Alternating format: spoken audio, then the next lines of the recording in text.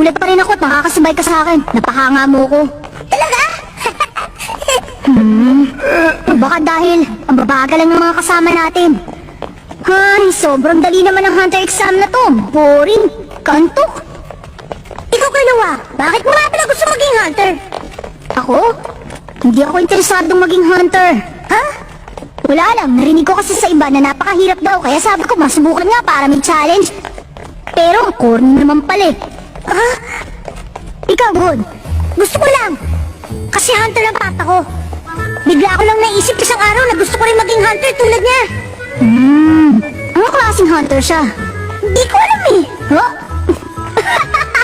God, ibang klase ka talaga! Bakit? Gusto mo maging hunter tulad ng papa mo pero hindi mo naman pala alam kung anong klaseng hunter siya. Iba kasi na nakabis ng nagpalaki sa akin. Ang totoo, hindi ko pa nakikita si Papa. Sa mga litrato pa lang. Sino nagpalaki sa'yo? Si Tito Mito. Ah, Sabi nila, nag-hunter exam si Papa noong 12 years old din siya tulad ko. Nakapasa siya kaagad at naging hunter. Pagkatapos nun, umalis na siya at hindi ko na siya nakita. Gusto ko kasi malaman kung bakit mas pinili niya maging hunter kaysa makasama ako.